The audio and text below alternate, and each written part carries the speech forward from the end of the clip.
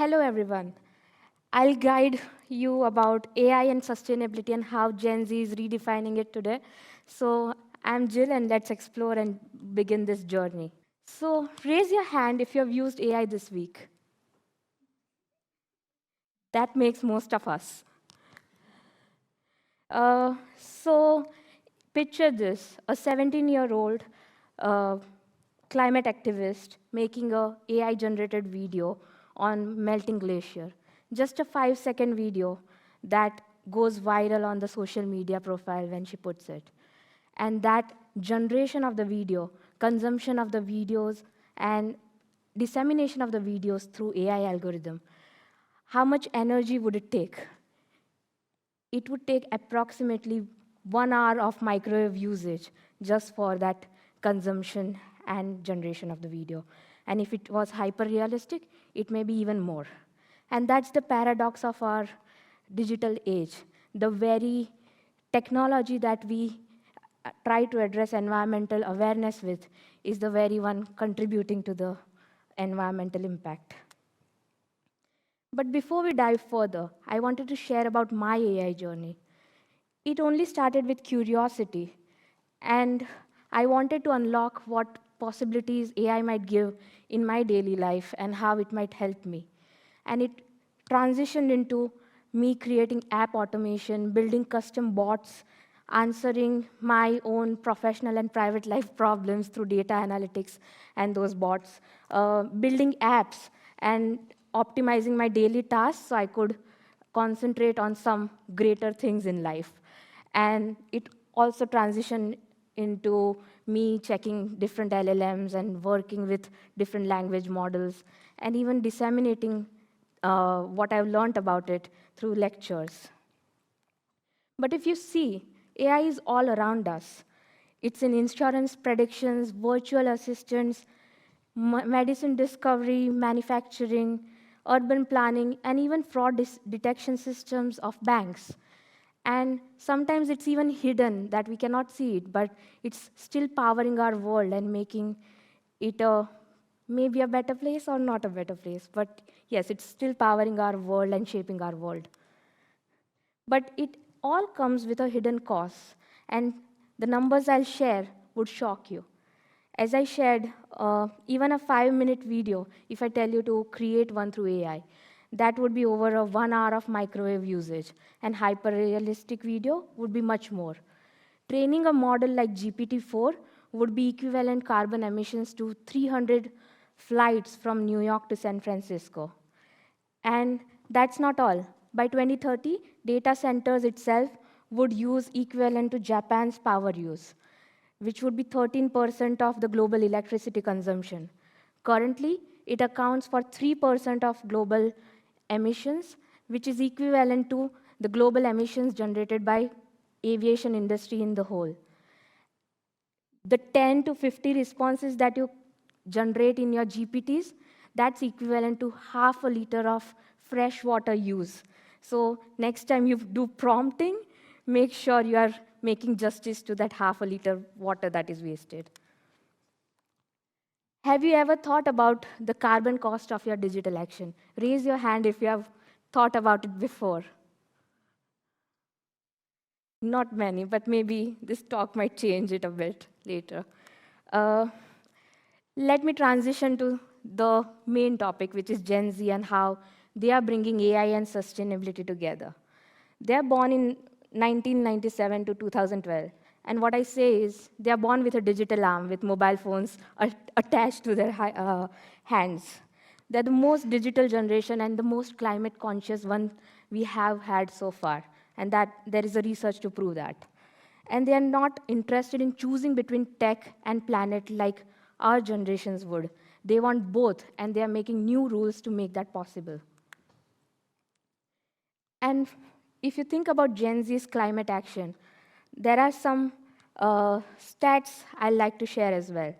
62% of them feel anxious about climate monthly, and 57% of them would think that they can do something about it, which is unprecedented in other generations. It's only in their generation that they think that they can make that difference. 64% of them are willing to pay more to purchase environmentally sustainable products and services.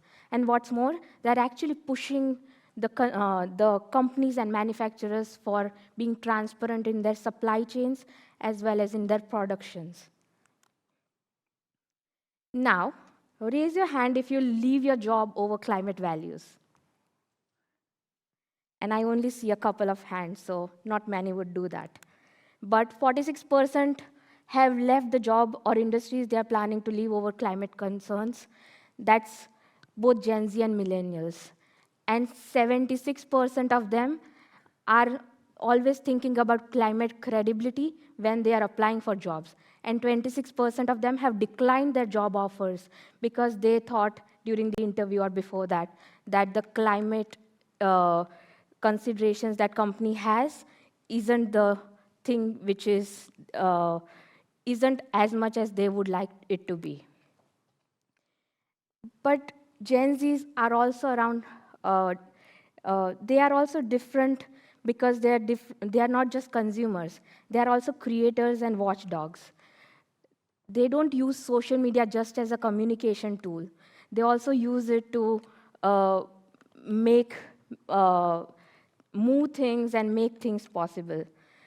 They are also part of AI-powered climate tech startups. Many young innovators are contributing to this AI and machine learning companies. And just in Tech Nation Climate Program, which happened recently, there were 140 startups made through these young innovators.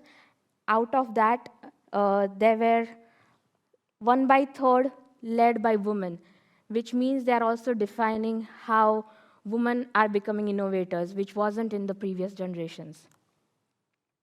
And they are also making sure that they use AI for greener world through precision agriculture and startups that make a difference. So in precision agriculture, there are climate startups by young innovators that make predictions through machine learning algorithms, which would make it use 25 to 40% less water, 30 to 40% less fertilizer, and increase yields by 5 to 15%. What's more, there are also innovators working on renewable energy, predicting solar and wind patterns and wind outputs, integrating grid and making it possible to predict it in a better way to save carbon emissions. And yes, I was talking about digital activism, and that's the real weapon they have, I'll say. Social media is not just a communication platform to them. They create global movements through it. Fridays for Future, for example, which was started by then teen Greta, created a widespread digital coordination campaigns throughout schools in various parts of the world. In Kenya, the Finance Bill 2024 was introduced, which wasn't digestible to Gen Z, and they made sure that it comes to light for the entire world through use of viral videos, hashtag, real-time reporting. They made sure that they held government accountable for their decision, and they could overrule some part of it. So Gen Z is pushing for real change. They're not just into marketing. They are busting the myths behind those manufacturing factories. They are busting myths around sustainability. They are making all the companies feel accountable, and the activism doesn't end there. However, there are some challenges which come with AI and machine learning and this algorithm and sustainability. Sometimes generating this AI models and GPT models, the concentration is usually on the efficiency of the models rather than environment. So the tech usually outpaces the environmental safeguards. And it's usually after the tech is in place, we realize the environment harm it has done or the impact it has had. And there are also some green gaps within Gen Z that we need to be aware of.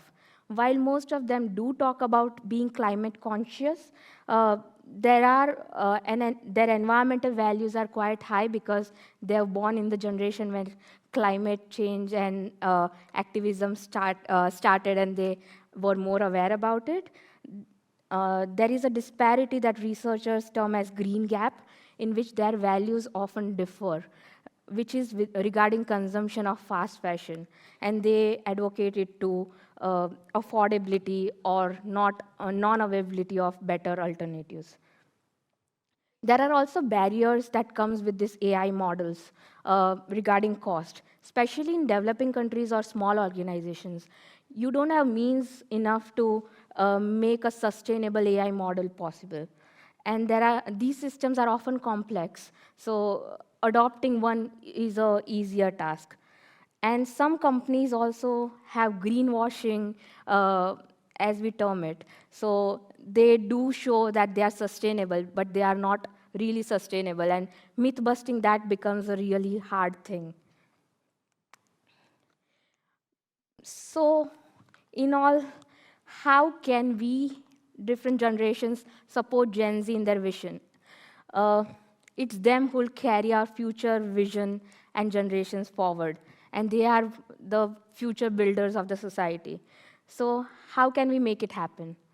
My first vision would be around investing in education and access, sharing all the lessons regarding environmental impact and assessment within your schools and colleges, not just limiting it to elite institutions.